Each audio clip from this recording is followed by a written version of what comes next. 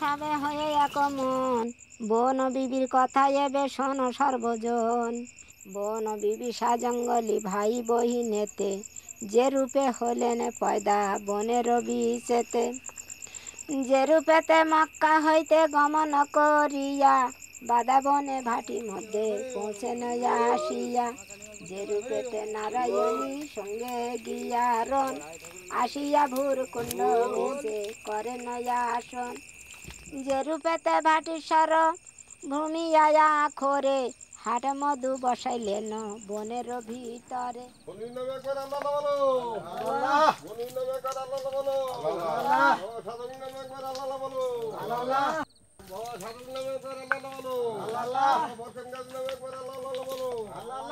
যে রূপেতে ধনা মনাই দুইজনে, সপ্ত ডিঙ্গালিয়া যায় মধুর কারণে।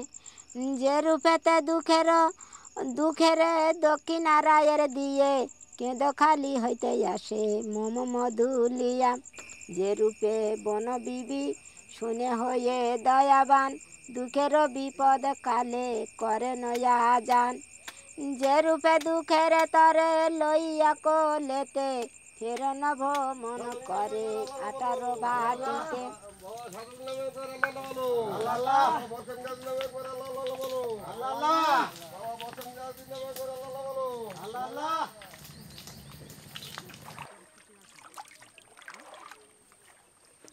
যে রূপে দুঃখের পেয়ে ধন করি দিয়া, কুমিরির পিটি পরে ছাড় করিয়া। দয়ার জননী দয়া করে নিজ গুণে, পৌঁছিয়া দিল ঘরে দুঃখের কারণে। দুঃখে সে পাইয়া ধন হইল দেশে রাজা, চালে চালে বসতি হইল সব প্রজা। বিপদে পড়িয়া বনে যেই জন ডাকে, মা বলিয়া বন বিবি দয়ার মাতাকে। উদ্ধারিয়ে তাহার তরে আপনার গুণে, মায়ের হুজুরা কত লিখিব এখানে।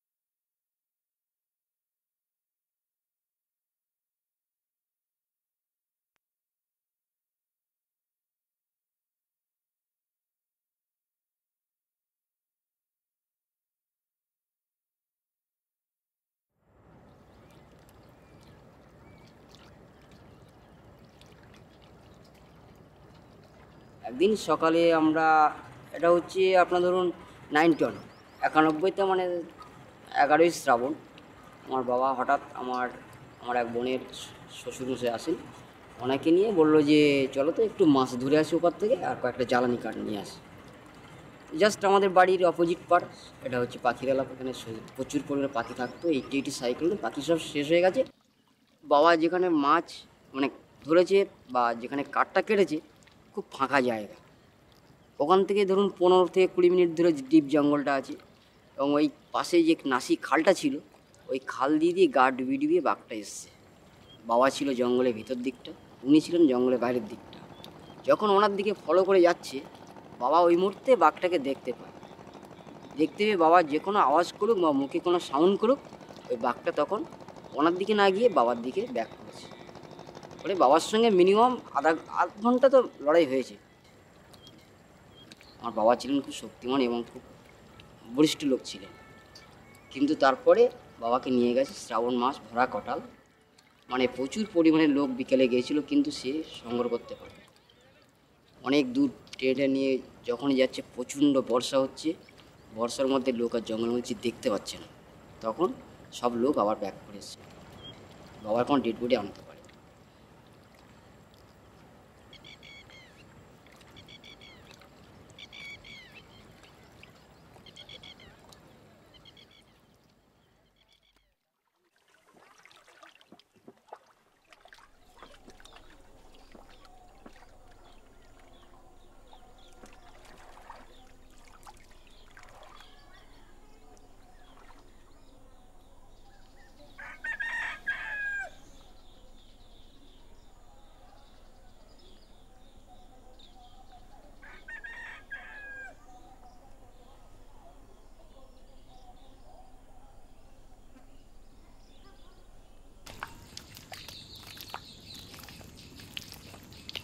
বড় কাঁকড়া করতে এই যে এই তো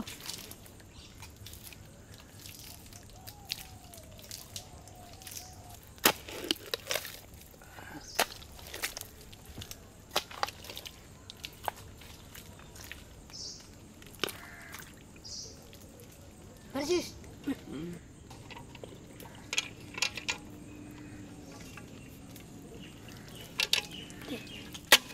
বেশি ঠান্ডা থাক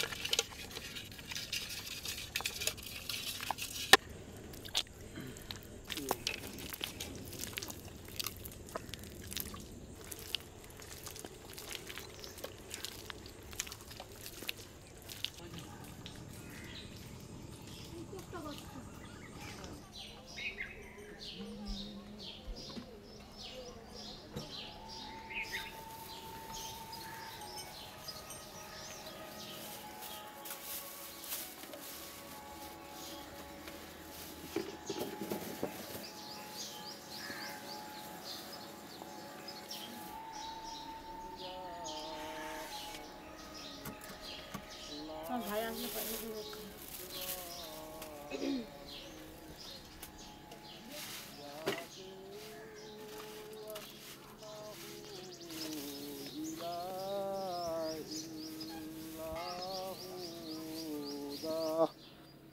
Hudayutiyanna kul innahu adallahil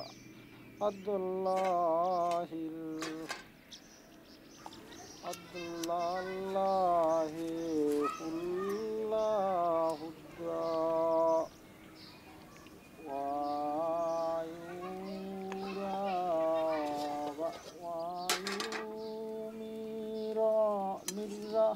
mirba ila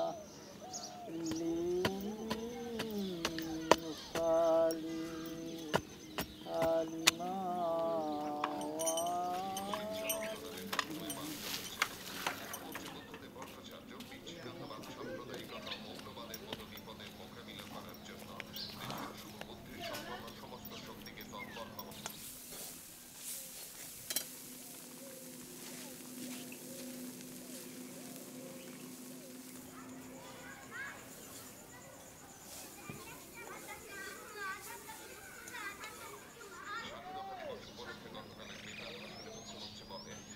বনবিবির বাবা ছিল একজন ফকির। ও প্রথম বিয়ে হওয়ার পরে তার কোনো ছেলে মেয়ে হয় নাই। তখন দ্বিতীয়বার ও যখন অনেক করে নবীজির ওখানে মাজারে গেল মক্কাতে, ওখানে যে গায়েবী আওয়াজ হয় ওর দ্বিতীয়বার আবার বিয়ে করলো।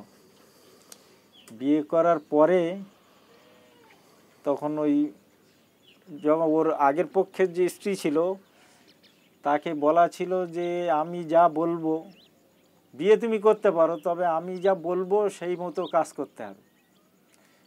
তখন বিয়ে করার পরে ওনার যখন বনবিবি বা সাজনগুলি দু ভাই বোনই একই সঙ্গে যখন গর্ভে এলো, তখন ওর প্রথম যে স্ত্রী সে বলল যে ওদের বনবাসে দিয়ে আসতে হবে। তখন হয়নি, পেটে ছিল। তো কী করবে, তখন সত্য প্রতিজ্ঞা মানতে যে ওনার বাবার বাড়ি যাওয়ার নাম করে বনবাসে ছেড়ে দিয়ে আসলো বনে।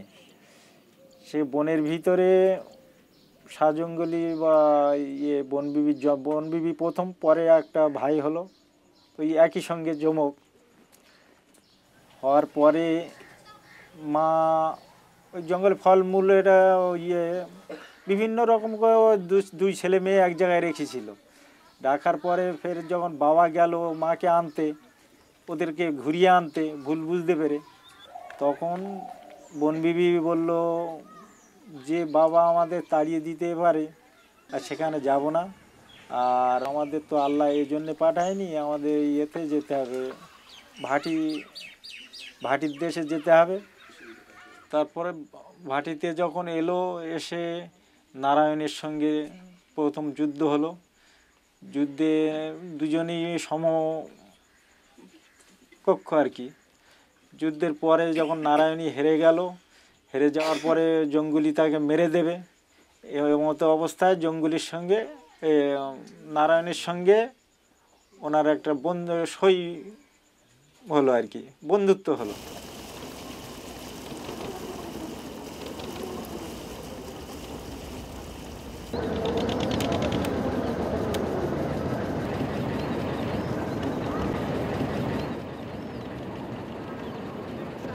বনবিবি নিয়ে আমাদের যা কিছু জানা, তার উৎস হলো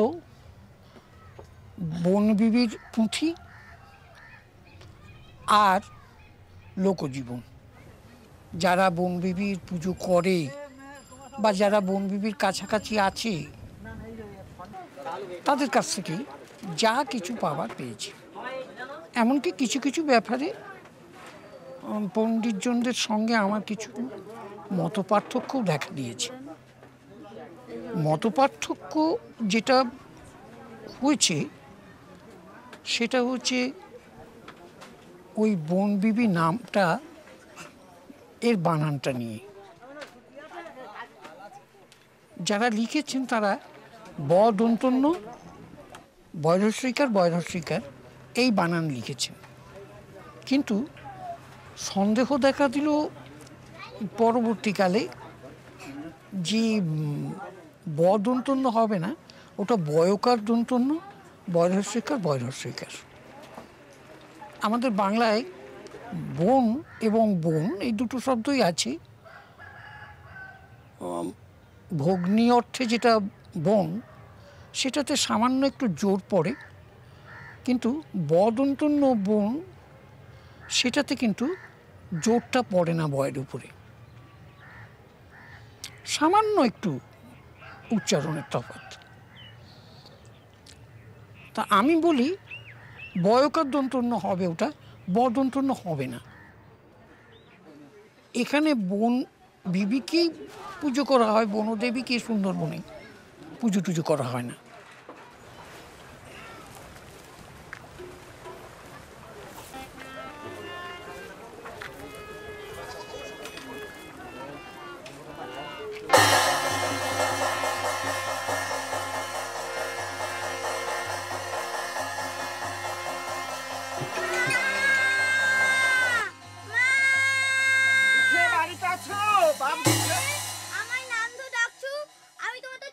তুমি আমাকে কেমন করে চিনবে বাপজান? আমি আমার পরিচয়টা দিচ্ছি, শোনো। আমি তোমার আব্বা জানে দুঃসম্পর্কের ভাইজান হই। তাহলে আপনি আমার চাচা? হ্যাঁ বাপজান। আসুন চাচা, বসুন, আমার রহমত করুন। খোদা তাআলা তোমাকে রহমত করবেন বাপজান। আচ্ছা বাপ দুঃখে, তোমরা কজন ভাই বোন? আমি আর মায়ের একমাত্র ছেলে। কি কাজ কর্ম করো? আমি কিছুই করি না। তাহলে তোমাদের সংসার কেমন করে চলে বাপজান? এই শুনবেন চাচা? বলো বাপজান। শোনো শোনো চাচা আমার, দুঃখের কথা কি বলবো আর।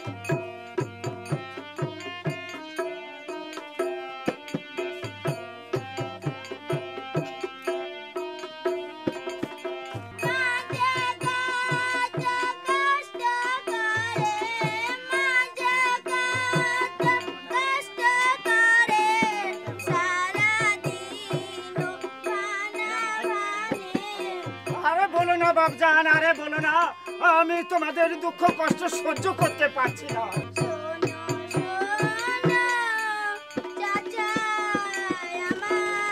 বেশ বেশ বাপজান, বেশ।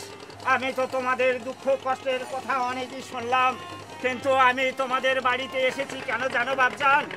আমি মনস্থ তৈরি করেছি মহলে যাত্রা করব, কিন্তু বাপজান একজনের জন্য আমি মহলে যাত্রা করতে পারছি না। তাই তোমার কাছে এসেছি। তুমি যদি আমার সঙ্গে মহলে যাও, তাহলে আমি মহল যাত্রায় সুসম্পূর্ণ হতে পারি বাপজান। তুমি কি আমার সঙ্গে মহলে যাবে? হ্যাঁ চাচা, যাব। তোমার মাকে ডেকে জিজ্ঞাসা করে দেখো, আমার সঙ্গে ওই গভীর জঙ্গলে সাপ বাঘের মুখে মহলে যেতে দেবে কি না। জিজ্ঞাসা করো তোমার মাকে।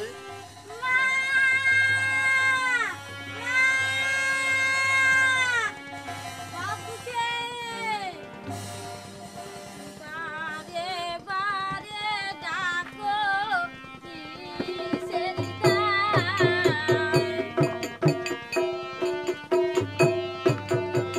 আমাকে চলে যেতে বলছো? হ্যাঁ দুলা ভাই, কেন ভাবি? তুমি আমার একমাত্র ছেলে। ভাবি কোথায় সাপের মুখে, কোথায় বাঘের মুখে, আমার দুঃখকে আমি যেতে দেবো না ভাই। কেন ভাবি? দুঃখকে আমি যেতে দেবো না। যেতে দেবে না দুঃখকে? তাহলে আর কি হবে আমার এখানে এসে? পারো দুঃখে থাকো তুমি তোমার মায়ের কোলে ঘরে বসে, আমার সঙ্গে সাপ বাঘের মুখে মহলে যেতে হবে না। আমি বরং ফিরে যাচ্ছি, দেখি আরো কোথাও লোক পাই কিনা। না চাচা, আপনি যেও না, আমি ওর মাকে বুঝিয়ে বলছি। দেখো বুঝিয়ে রাজি হয় কিনা। চাচা বলেছেন মহল থেকে ফিরে এসে আমার শাস্তি দেবে, আরো বলেছে আমাদের এরকম দুঃখ কষ্ট থাকবে না মা।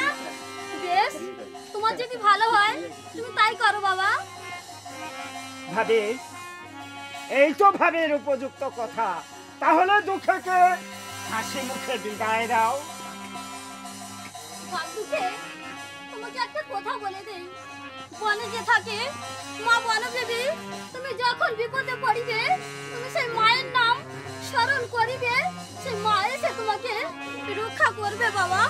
মা এসে তোমাকে রক্ষা করবে। এসো ভাবে দুঃখে। আমাকে বিদায় দাও মা। বাবুকে মা।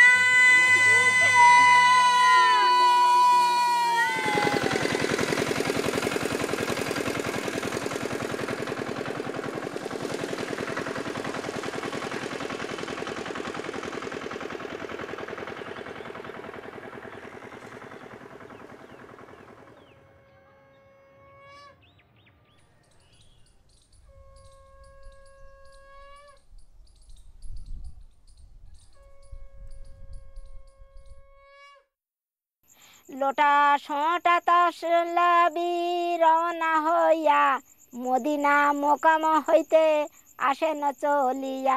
কতদিনে পৌঁছে এসে দেশে হিন্দুস্থানে, পার হয়ে গয়া নদী খোসালিত মনে, এসে পূর্ব ভাগে গায়ে এড়াইয়া যায়, পৌঁছে না ধারায় এসে ভাঙড় যেতায়। দেখিয়া ভাঙড় সাহা উঠে হইল খাড়া, আরজ করিয়া কহে দুই হাত জোড়া। কহ নাই আসিলে তোমরা কোথাও হইতে, পরিচয় দেহ মরে না পারি চিনিতে। বিবি বলে ভাই বহিন মোরা দুইজন, মদিনা শহর হতে আইনু এখানে। খেলাফত পাইনু মোরা রসুলের গোরে, মেহের করিয়া খোদা আমাদের তরে। দিলেন 18 ভাটি করিয়া যাই গির, যাব মোরা বাদা বনে তাহার খাতির। কহ এবে আমাদের কোন দিকে যাব, কত দূরে গেলে সেই ভাটি দেশ পাব। ভাঙড় কহেন মাগো শোন দেল দিয়া, এই তো ভাটির দেশে পৌঁছিলে আসিয়া। এখানে দক্ষিণ রায় ভাটির ঈশ্বর, নানা শিষ্য কইল সেই বনের ভিতর।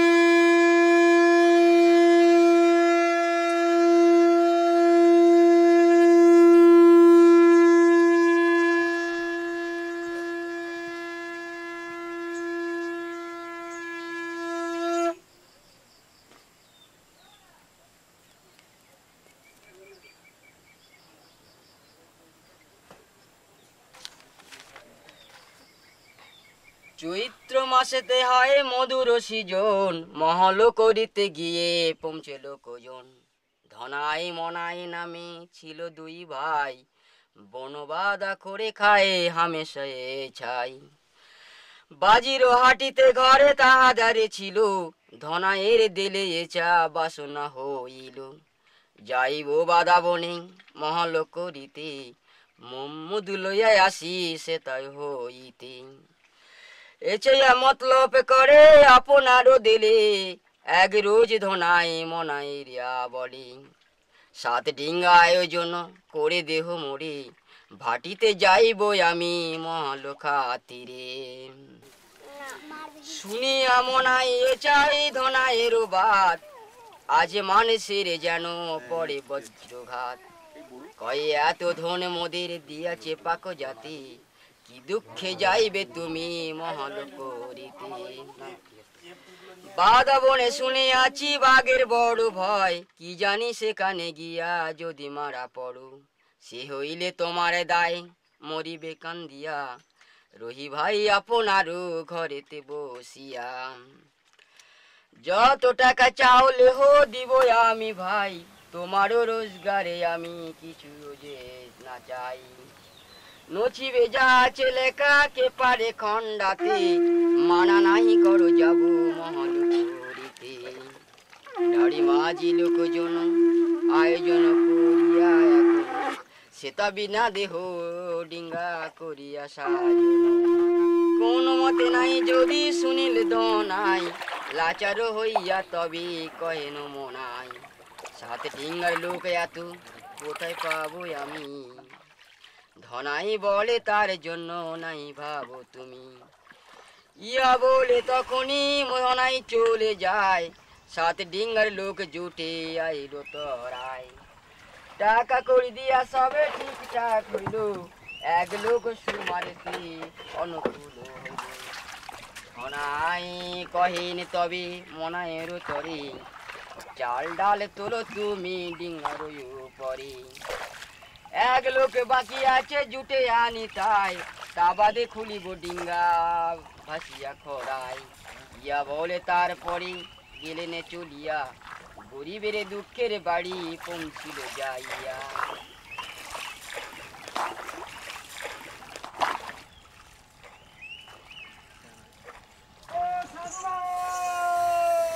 আরে আয়েন দো না ভাই আয়েন।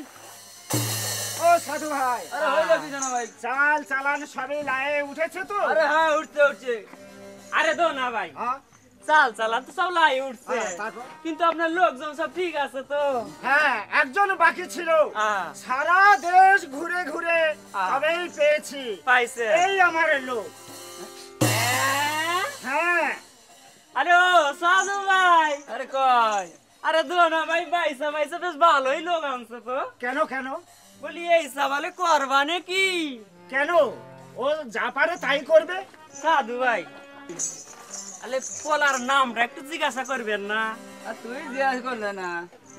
আচ্ছা বাপু, তোমার নামটা জানো কি? আমার নাম দুঃখে। হ্যাঁ, দুয়ে। তাহলে আমাদের সঙ্গে থাকবে সুখে। থাকবে। হ্যাঁ। ও মধু ভাই, কয়েন। খোদা তলার নাম নিয়ে লাছাড়ার ব্যবস্থা করো। হ্যাঁ ঠিক আছে।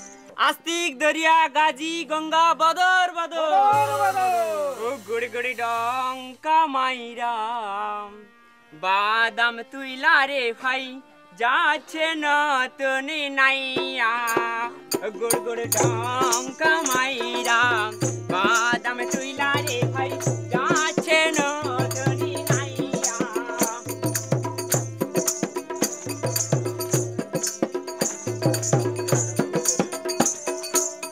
ও মধু ভাই, কয়েন। এই যে বরিশহাটের থেকে যে লা ছাড়া হলো, হ্যাঁ এরপরে নদীগুলির নাম একটা একটা করে বলে যাও। ঠিক আছে। আমার এই বাপ দুঃখে আরো বড় হয়ে ঠিক এইভাবে এসে মহল করবে। শোনো সবে মন দিয়া, গঙ্গের নাম যাই বলিয়া, মহল করিতে যায় ধনা হায় রে। শোনো সবে মন দি, গঙ্গের নাম যাই বলি, মহল করিতে যায় ধনা হায় রে।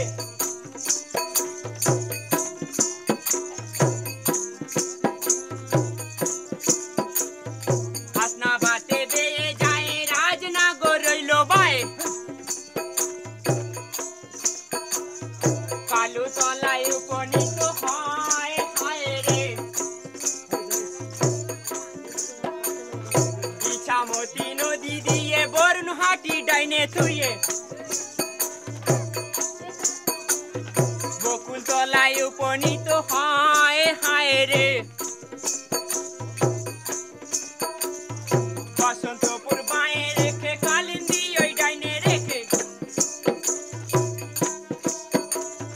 রায়মঙ্গলই তবে দেখা যায় হায় রে রায়মঙ্গলের পানি ডাকে পেটের পিলে চমকে ওঠে ওইখানেতে লাগে মনে ভয় হায় রে মনা বলে মনা ভাই এত গ্রামে ভাটা নাই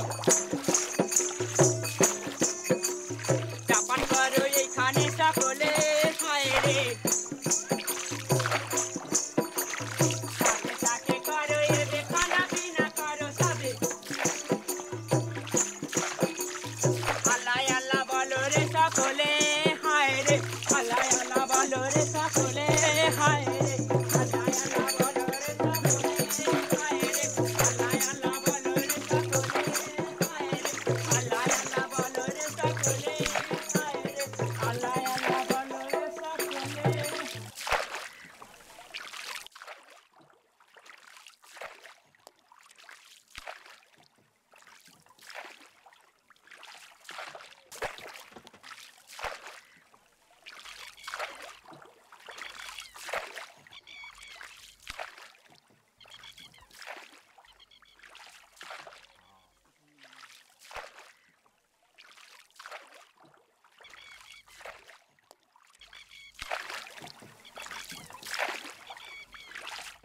হয়েছে কোনটায় উঠবে ওই খালের টাকা ধরবো হ্যাঁ ওই ওই বন দেখা যাচ্ছে হ্যাঁ ওই বনে উঁচু বনে ওই খালের ধারে ধরো ওইখানে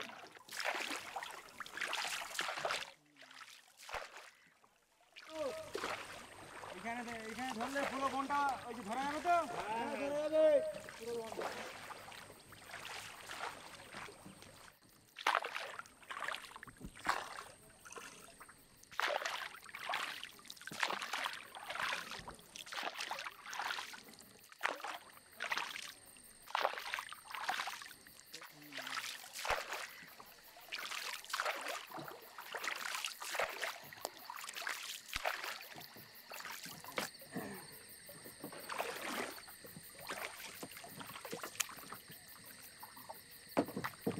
এসো লাবো লাবো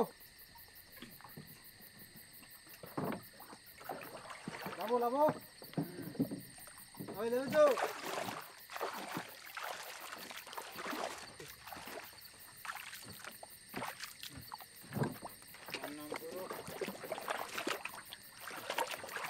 মা বনবি নগরে আলালা বলো আলালা মা বনবি নগরে আলালা বলো আলালা মা বনবি নগরে আলালা বলো আলালা বাবা সাজুন নগরে আলালা বলো আলালা বাবা সাজুন নগরে আলালা বলো আলালা বাবা দক্ষিণাগতি হরি হরি বলো হরিবল বাবা দক্ষিণাগতি হরি হরি বলো হরিবল বাবা দক্ষিণাগতি হরি হরি বলো হরিবল মা মনসার গতি হরি হরি বলো হরিবল মা মনসার গতি হরি হরি বলো হরিবল মা মনসার গতি হরি হরি বলো হরিবল আলালা বলো আলালা বাবা দক্ষিণাগতি হরি হরি বলো হরিবল বাবা দক্ষিণাগতি হরি হরি বলো হরিবল বাবা দক্ষিণাগতি হরি হরি বলো হরিবল মা মনসার গতি হরি হরি বলো হরিবল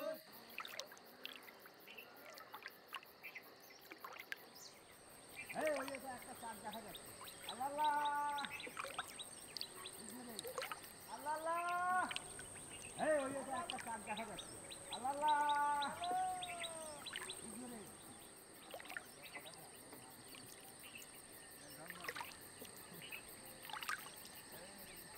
আমার স্বামী মহল করতে গেছে চৈত্র মাসে 1 মাস মহল করে।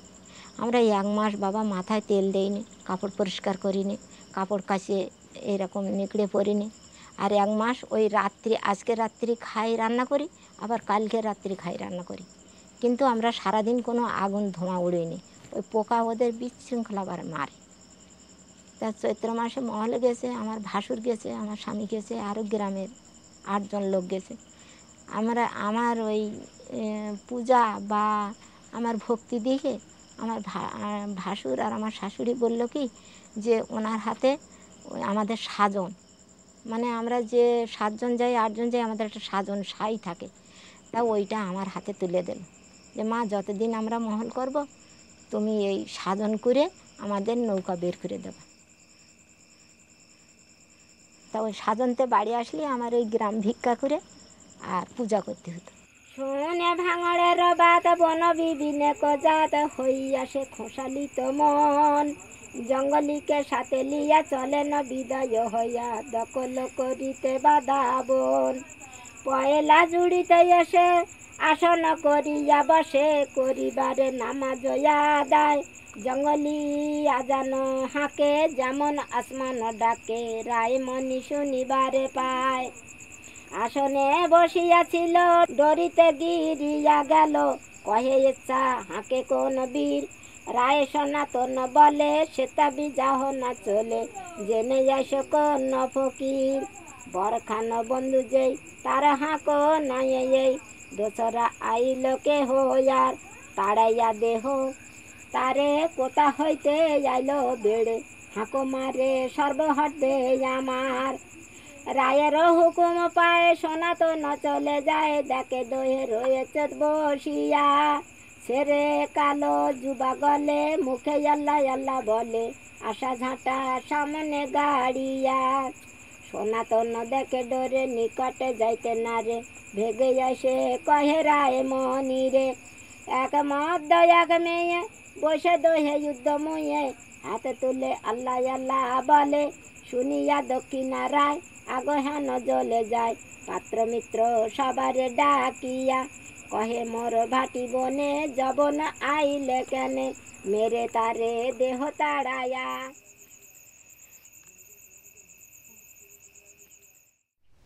বনবিবি যদি বনের দেবী হন, বনের অধিষ্ঠাত্রী দেবী বলে যে দাবিটা করা হচ্ছে, তাহলে তিনি অবশ্যই বনকে রক্ষা করবেন, বন কেটে কিন্তু আবাদ করবেন না। যে দুটি পুঁথি আমি পড়েছি সে দুটি পুঁথিতে কিন্তু দেখা যাচ্ছে বনবিবি দক্ষিণ রায়ের মা নারায়ণীকে যুদ্ধে পরাস্ত করলেন, দক্ষিণ রায় পরাজিত হয়ে বনের অধিকার ছেড়ে দিলেন। তখন কিন্তু বনবিবি সেই অধিকার নিলেন না, তিনি সব জায়গাগুলো ভাগ বাটোয়ারা করে দিলেন, সকলের সীমানা নির্ধারণ করে দিলেন, বলে দিলেন কেউ কারোর সীমানা যেন অতিক্রম না করে। তারপর তিনি কি করলেন, তারপর তিনি তার ভাই শাহজঙ্গলিকে নিয়ে একটা বিরাট এলাকা আবাদ করলেন, অর্থাৎ বন কেটে চাষের উপযোগী করে তুললেন এবং সে ভুরকুণ্ডাতে এসে তিনি অবস্থান করলেন। এটা কি করে সম্ভব হলো? এছাড়া এর গল্পের পরের অংশে দেখতে পাচ্ছি যে দক্ষিণ রায় বনবিবির সামনেই বলছেন যে জঙ্গলের যা কিছু কাঠকুটুই হোক আর মধু হোক সেগুলো তাঁর অধিকারে, যখনই প্রয়োজন হবে তিনি দুঃখেকে দেবেন। এটা কি করে সম্ভব হলো? বনের অধিষ্ঠাত্রী দেবীরই তো দখলে সব থাকার কথা, কিন্তু তা তো হলো না। তার সামনেই দক্ষিণ রায় বলছে সব আমার। তাহলে বনবিবি কিছুতেই অধিষ্ঠাত্রী দেবী হতে পারেন না।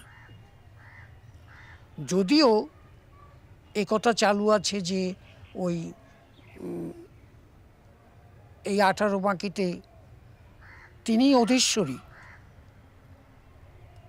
লোকের বিশ্বাস তাই, লোকে বলে তাই, কিন্তু তিনি কোনোটারই অধিকারিণী নন। এটা কিন্তু তার নিজের কথাতেই, নিজের আচরণেই স্পষ্ট। কিন্তু তার মানে এই নয় যে বনে তার কোনো কাজ নেই।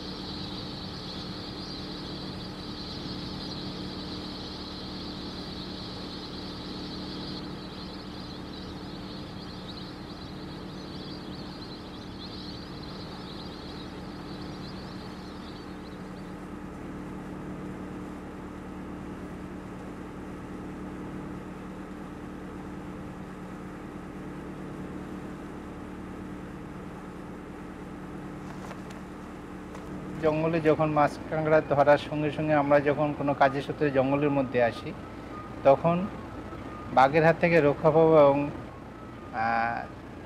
প্রতিনিয়ত যেন সুস্থভাবে এখান থেকে কাজ করে বেরিয়ে যেতে পারে, সেই হেতু আমাদের এই মায়ের নাম স্মরণ করি। আপনার জঙ্গলে যারা চাকরি করছে তারাও প্রত্যেকটা স্পটে এরকম কিন্তু মন্দির দেখলেন, এই মন্দির পূজা দেওয়া হয় একমাত্র পৌষ সংক্রান্তি 14 কি 15ই পৌষ জানুয়ারি, বাংলা ইংরেজি 14 কি 15ই জানুয়ারিতে এই পূজাটা হয়, মকর সংক্রান্তিতে। আর বাকি অন্যান্য সময়ের মধ্যে সপ্তাহে প্রতি শুক্রবার এটাকে এই বনবিবির পূজাটা করা হয়। যেহেতু প্রতিনিয়ত ডে নাইট এই জঙ্গলের মধ্যে অবস্থান যখন করছি, তখন মায়ের নাম স্মরণ করেই আমরা জঙ্গলে থাকছি।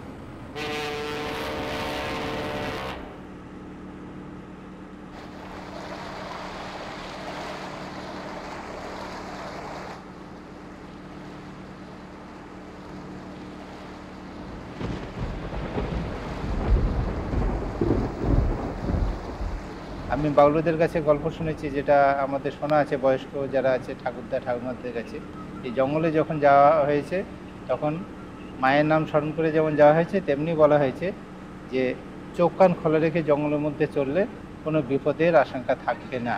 জঙ্গলে যারা মধু সংগ্রহ করতে সবচেয়ে বেশি রিস্ক, এই সময় জঙ্গলের মধ্যে আপনার পায়ে হেঁটে কোথায় মৌমাছি চাক বানিয়েছে সেটা খোঁজার জন্য যেতে হয়, সবচেয়ে বেশি রিস্ক। যে কোনো টাইমে কিন্তু অ্যাক্সিডেন্ট হতে পারে। এই ঘন জঙ্গলের মধ্যে কিন্তু তারা কিন্তু পায়ে হেঁটে হেঁটে যায়, 6-7 জন গ্রুপে থাকে, 10-12 হাত দূরে দূরে তারা ওঠানামা করতে থাকে, লাইন ধরে চলে যায়। কোথাও মৌমাছিগুলো কোথাও উড়ে উড়ে কোন দিকে যাচ্ছে সেইগুলো ফলো করে তারপর চাক খুঁজে করে। এনি টাইম এদের অ্যাক্সিডেন্ট হতে পারে এবং হয়ও। মধু সংগ্রহে সবচেয়ে বেশি আক্রমণগুলো হয়, আক্রান্ত হয়, বাঘের কবলে যায়। মাছ কাঁকড়া ধরার ক্ষেত্রে যেমন মাছের ক্ষেত্রে যে বলা হয় যে বড় বড় নদীর মধ্যে যখন আপনার ওই চড়া নদী চড়াগুলোতে যখন আপনার মাছ ধরতে জাল পাতা হয়, তখন কিন্তু আপনার এই যে রাত্রিতে কিংবা দিনে জোয়ার ভাটা নিয়ে যে জালটা আপনার মানে সেট করা হচ্ছে, তখন জঙ্গলের কাছাকাছি কোথাও একটা ল্যান্ডের গায়ে সেট করতে হয়। এই ল্যান্ডের গায়ে যখন সেট করতে যাওয়া হয়, তখন গাছের গায়ে দড়িটাকে বাঁধতে হয়। ওই বাঁধা অবস্থায় জঙ্গলে ঘন জঙ্গলের দিকে থেকে আক্রমণ হতে পারে এবং হয় এই সময়গুলো বেশিরভাগ। অ্যাকচুয়ালি প্রকৃত মাছ ধরতে গিয়ে যে জলের মধ্যে যদি মাছ ধরা হয় তাহলে কোনো আক্রান্তর সম্ভাবনা নেই, কিন্তু যখন ওই জালটাকে সেট করতে যাওয়া হচ্ছে কাছে গিয়ে জঙ্গলের গাছের গায়ে যখন বাঁধা হচ্ছে, ঘন জঙ্গল থেকে জাম করে অনেক সময় ধরছে, আক্রমণ করছে এভাবে।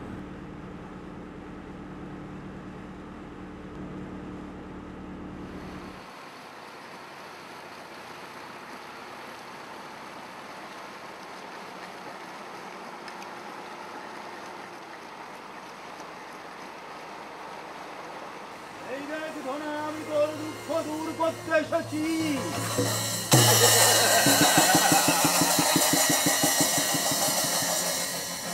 দণ্ডবক্ষমণি ছিল ভাটির প্রধান, দক্ষিণ রায় নাম মম তাহারই সন্তান।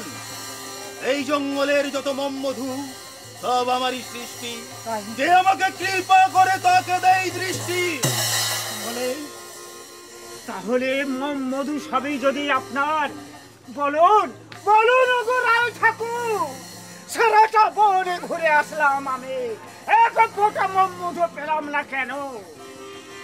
হে ধনা, বহুদিন অতিবাহিত হয়ে গেল, কেউ আমাকে নর পূজা দেয় না। তাই তোমাকে বলছি, এই অষ্টম বর্ষীয় শিশু দুঃখকে দিয়ে তুমি মধু নিয়ে যাও সুখে। কি বললেন রায় ঠাকুর? নর পূজা? নর পূজা শুনে আমার বুক ফেটে যাচ্ছে, তার উপরে অষ্টম বর্ষীয় শিশু? না না, আমি দুঃখকে দিতে পারবো না।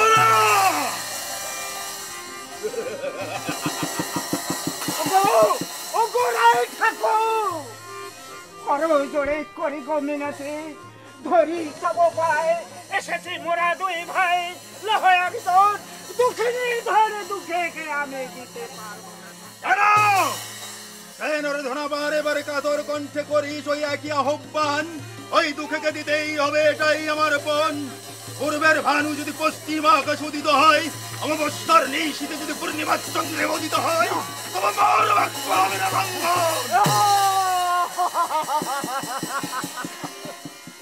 ওগো মেহেরবানি খোদা, বলে দাও মালিক, এখন আমি কি করি? পড়েছি রায়ের কবলে, রক্ষা পাওয়ার উপায় নেই। কেমন করে এই দুঃখকে নিয়ে আমি দেশে ফিরে যাব, তার মায়ের কোলে তুলে দেব? ওগো ওগো মেহেরবান খোদা।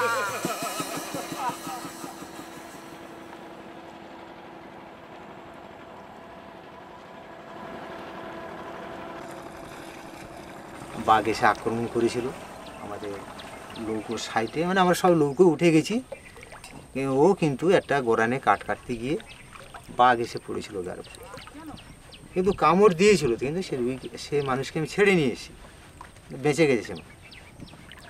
এবং কতকগুলো মানুষ আমরা জঙ্গলে অ্যাক্সিডেন্ট হয়েছে আমাদের এই পাখিরালয়ে 13-14 জন মতন হয়ে গেছে। কিছু বাঘে নিয়ে পালিয়ে গেছে, কিছু মেরে দিয়েছে, তাদেরকে ছেড়ে নিয়ে আসা হয়েছে।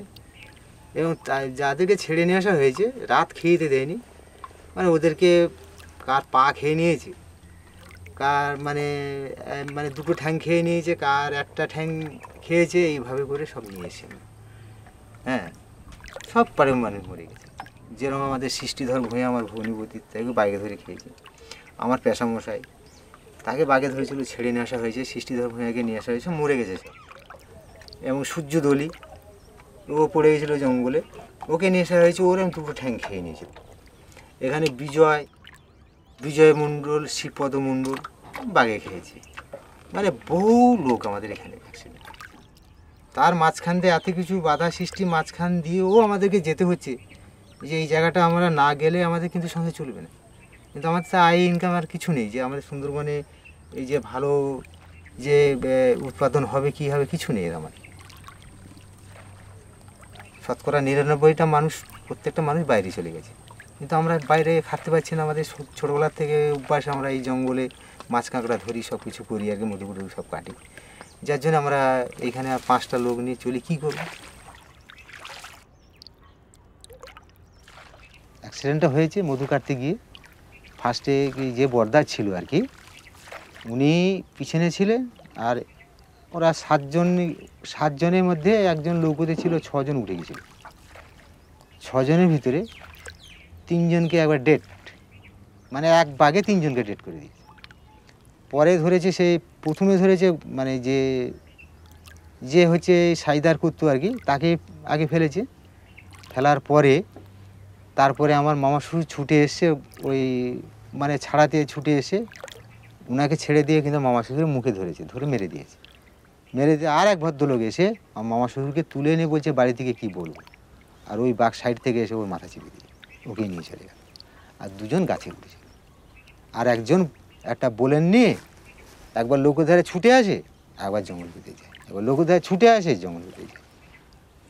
আমরা মধু কেটে এসে মধু টধু জমা টমা দিয়ে আমরা সব বাড়িতে উঠে গেছি, মধু টধু সব ভাগ করে টাকা পয়সা সব হিসেব করে করেছি। আমি আমার সালাদেরকে বলছি যে মামা কোথায়, মামা এখন আসেনি? বলে হ্যাঁ এসে। এরকম বেলা 10টার দিকে খবর আসে যে সব 3টে ডেড হয়ে গেছে। তা আমরা স্পিড বোট নিয়ে গিয়েছিলাম, টাইগার ডিপার্টমেন্টে গিয়েছিলাম। যেতে ওরা বললো যে খবরদার এখানে লাভা যাবে না। তখন আমি বললাম ঠিক আছে, আমরা আমি হচ্ছে রিস্ক নিয়ে আমি লাভবো না, আমি নিয়ে যাব। তখন উনি রেঞ্জারবাবু বললেন যে দেখুন আপনি গোপালদা, আপনি যদি এই নার্সকে নিয়ে যান তাহলে ওই ভদ্রলোক টাকা পয়সা পাবে না। এবার আমার শালাদেরকে জিজ্ঞেস করলাম কী করবো, আমার বড়ো শালা ছিল, কী করবো না, বললে বাদ দাও, টাকা দেবে যখন, আর ঝামেলা করতে হবে না। কিন্তু অতএব টাকা পয়সা কিছু দেয়, কোনো পয়সা দেয়।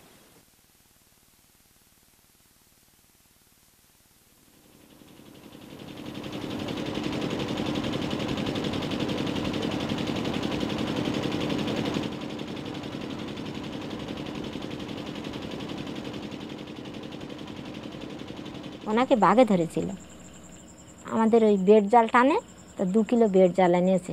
এখন ওতে কষ দিয়ে খায়। আমাদের দেশে তো গাপ নেই, মানে গরান কাঠের ছাল, কাঁচা ছাল জ্বালিয়ে ওই দিয়ে কষ দেয়। তা ওটা আনিয়েছে বুধবারের দিন, বৃহস্পতিবার মাঝে গেছে, শুক্রবারের দিনকে উনি মানে এই ছাল তোলার জন্য ছুটি বেড়াচ্ছে। তা আমি বলতেছি দূর বাবু, আমার বসে টসে লাগিয়েছে, এখন তোমার ছাল লাগবে না, থাকতো যা আছে ওতে চালাও। তারপরে শনিবারটা কাটিয়ে গেল, রবিবারের দিনকে উনি আর শুনলো না। আমি ঘুমিয়ে আসি দেখে আর উনি নিজে হাতে দুটো ভাত খেয়ে আর একটা লোক সঙ্গে করে, আমার নৌকোটা বাবা এমন হয়ে গেছে যে জোয়ার আসলে ডুবে যায় আর ভাটা হলে জল সরে যায়। সেই নৌকাটা নিয়ে আর উনি আমাদের বাড়ির সামনে যে খালটা আছে ওইখানেই পড়েছে। উনি গেছে গোটা কতক ওই সুতি ধরে আমরা কাংড়া তুলি, গোটা কতক সুতি নিয়ে গেছে আর ওই কাঠের ছাল তুলতে গিয়েছিল। সত্যি কি মিথ্যে জানি না বাবা, তার কিচ্ছু দেখতেও পাইনি। সন্ধ্যের সময় আমার ভাসুর বলল, বাবুরা আসে বললো যে মা বিধির লিখন তো কেউ খণ্ডাতে পারে না, আমরা খুব খুঁজেছি কিছু পাইনি।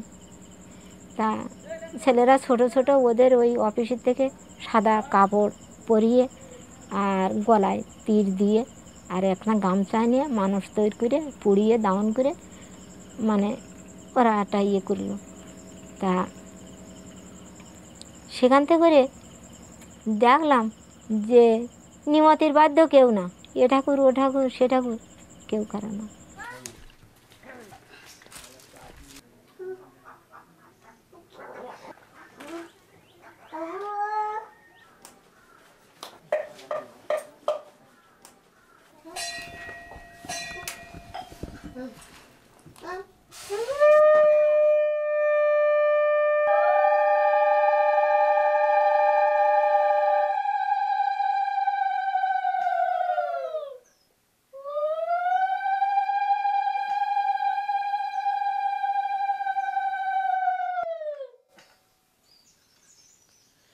একালের নয়, একটু পুরনো কালের মানুষ যদি খুঁজে পান কেন তারা বনবিবির পুজো করেন, কি তাদের প্রার্থনা, এটা জানলে কিন্তু একটু আমাদের সুবিধা হয়ে যায়।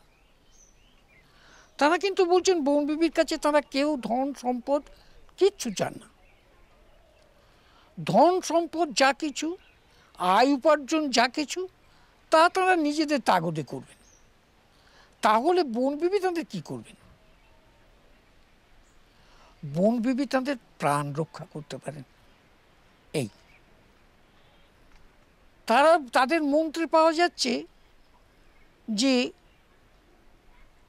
মা 10 মাস 10 দিন যেমন সন্তান মাতৃগর্ভে থাকে, আমাদের ঠিক তেমন জলে জঙ্গলে আমাদের তেমন ঠিক নিরাপদে রেখো। আমরা যে কজন যাচ্ছি তারা যেন সবাই নিরাপদে ঘরে ফিরে আসতে পারি, এইটাই একমাত্র প্রার্থনা। জঙ্গলটা, সুন্দরবনের জঙ্গলটা একটা ভয়ঙ্কর জায়গা, বিশেষ করে বাঘ, এছাড়াও জ্বর জারি, ভয় পাওয়া, সাপ, এরকম নানান বিপদ আছে। এগুলোর থেকে প্রাণ হাতে করে জঙ্গলে ঢোকা এবং এগুলোর থেকে রক্ষা পেয়ে প্রাণ নিয়ে লোকালয়ে ফিরে আসা, এইটাই ছিল তাদের বড় প্রার্থনা। গল্পটা যা পাওয়া যাচ্ছে তাতে পাওয়া যাচ্ছে কিন্তু বনবিবি কে প্রথম পুজো করছে, তার পুজোর প্রসাদটা হচ্ছে ধনামৌলের ফিরে আসা নিয়ে। ধনামৌলে, আমি একটু ভুল বলেছি, ধনামৌলে দুঃখেকে জঙ্গলে ফেলে এসেছিল, জঙ্গল থেকে নিরাপদে সে ফিরে এসেছে বনবিবির কৃপায়। সুতরাং তার মা তাকে বললেন গলায় কুড়ুল বেঁধে দুয়ারে দুয়ারে ভিক্ষে করে নিয়ে এসো, তারপরে বনবিবির পুজো দাও। দুঃখে তাই করলো এবং বনবিবির পুজো তখন থেকে শুরু হলো।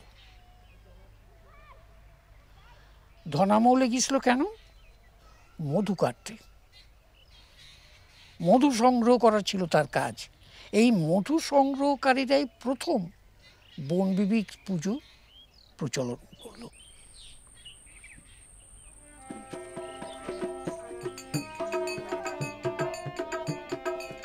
ভাই জঙ্গলি, আমাদের বনের রাজ্যে একটা শত্রু আছে। শত্রু আছে? তাকে ধরা খুব কঠিন। সেই থাকে বনের মধ্যে, গড় খালি কেদো খালি, এইদিকে লুকিয়ে লুকিয়ে বেড়ায়। পেটের যায় যত সব কাঙ্গাল গরিব আসে, সে তাদের উপর অত্যাচার করে। এই 18 ভাটার মধ্যে এমন কে দুরাচার আছে ভগ্নি? ভালো ভালো ভগ্নি, তাকে আমি উপযুক্ত শাস্তি বিধান করি। দাদা না ভাই, উদ্ধার পূরণ করার জন্য সে নরমাংস ভক্ষণ করে। নরমাংস, তুমি আমাকে আদেশ করো ভগ্নি, এই মুহূর্তে এই কথার গায়ে আর দেওয়াটা আমি চূর্ণ বিচূর্ণ করে দেবো। ভগ্নির আদেশ মাথায় নিয়ে এই মুহূর্তে আমি উল্কার বেগে ছুটে যাবো সেই জঙ্গলপুরীর মাঝে। তারপর তাকে ভাদিয়া হাজির করিব এই ভগ্নির সন্নিকটে। তবে আমার নাম শাহ জঙ্গলি।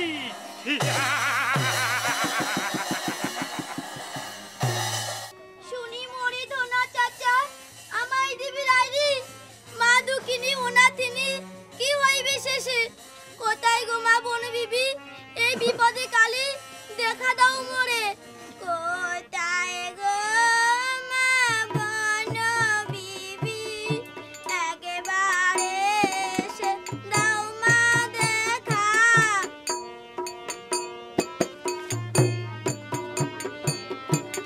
নজর করে দাগ রে দুঃখে, আমি যে তোর মা।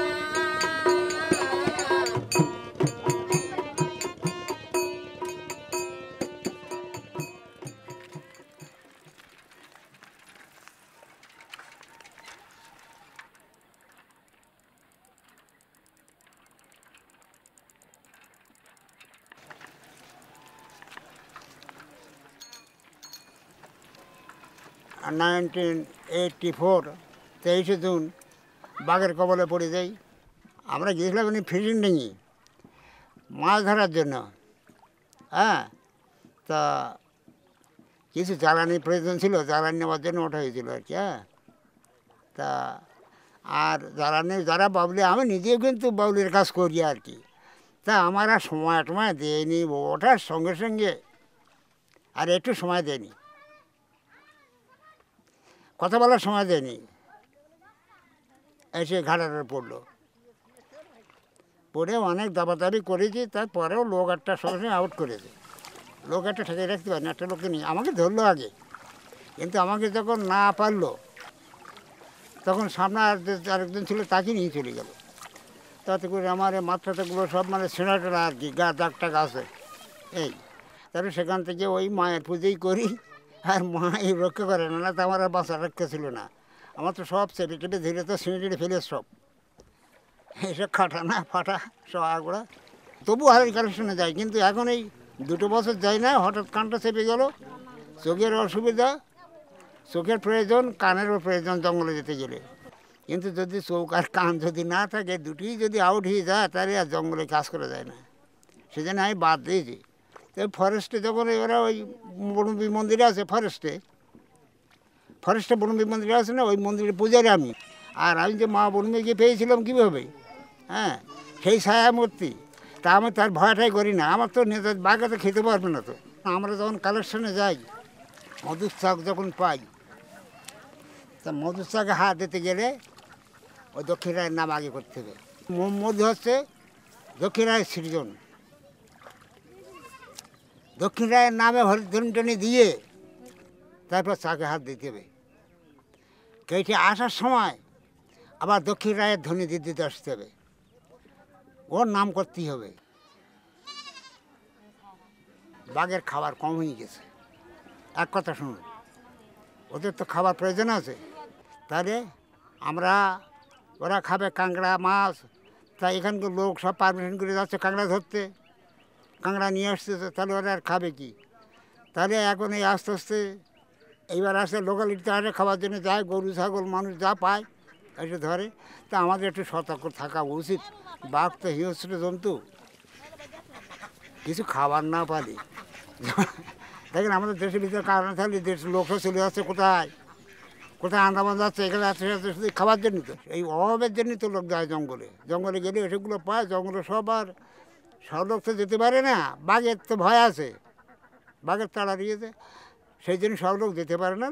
সাবধান মতো যাওয়া যায়। আর বাঘ না থাকলে জঙ্গলে, বাঘ না থাকলে তো জঙ্গল থাকবে না, বুঝতে পেরেছেন? তখন তো সবাই যাবে।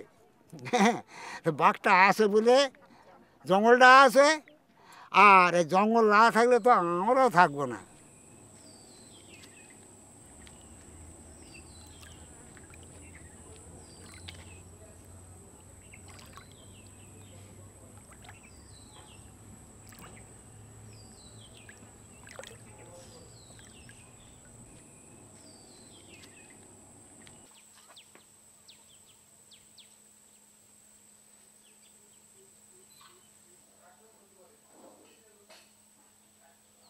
ওই কাকদ্বীপের ওই ঠিক সাগরের কাছ থেকে ওই কালিন্দী নদী পর্যন্ত শমশেরনগরের ওপাশটা, এই যে বর্ডারটা জঙ্গলের সঙ্গে লোকালয়ের যে সীমারেখা, এই সীমারেখা ধরে বনবিবির পুজো করে না এমন জায়গা আপনি খুব কম পাবেন। আপনার কাকদ্বীপের দিকটাতে, ওই দিকটাতে ছিল বাসুলির পুজো, দেবী বাসুলির পুজো। বাসুলির পুজো কমে গেছে, বনবিবির পুজোটা শুরু হয়েছে বেশি। এমন জায়গা পাবেন না যেখানে বনবিবি নেই। আগে এটা ছিল না। আগে এটুকু মনে করা যেত যে মাতলার পূব পাড় থেকে শুরু করে এদিকে এই গোসাবার এইটা দিক থেকে একেবারে ওই কালিন্দী পর্যন্তই এইটাই ছিল বনবিবির এলাকা। এখন গোটা সুন্দরবনের সীমারেখা ধরেই তার পুজো।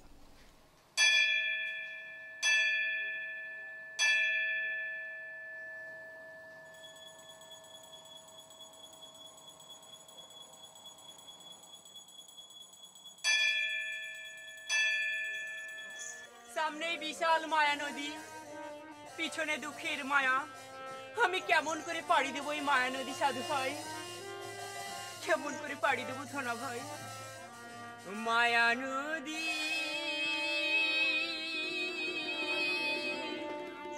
কেমনে যাব বাহিয়া ধনা ভাই গো, মায়া নদী কেমনে যাব ভাইয়া, মায়া নদী কেমনে যাব ভাইয়া ধনা ভাই গো, মায়া নদী কেমনে যাব ভাইয়া।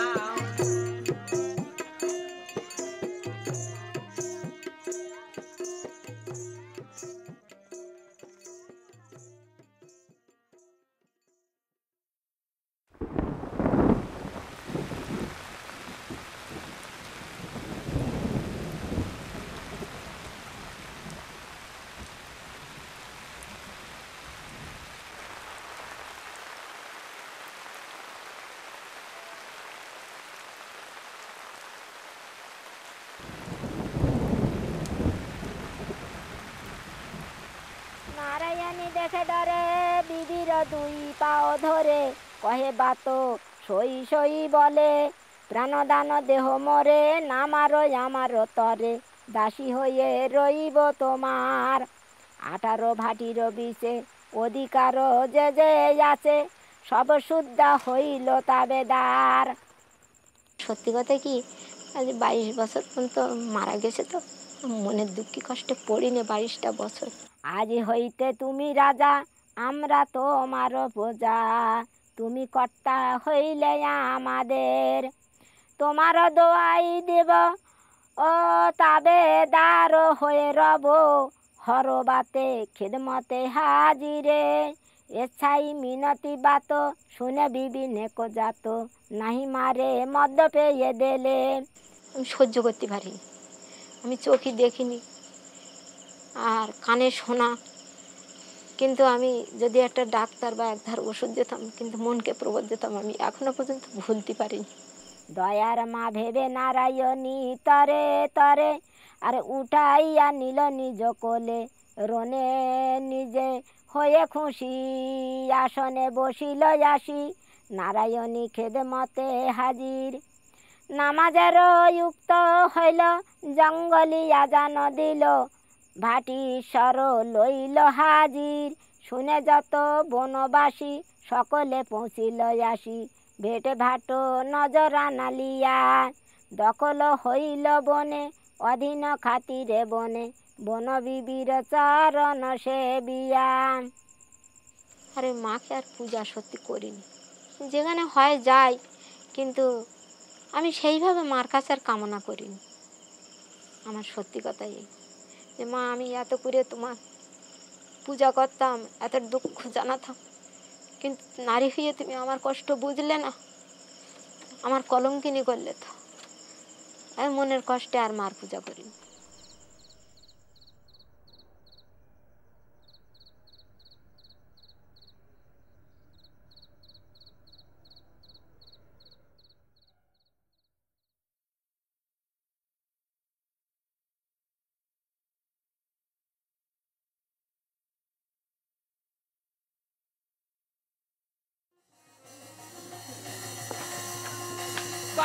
থামিল ইতি করিয়া কালাম সবাকার জনাবেতে আলাইকুম সালাম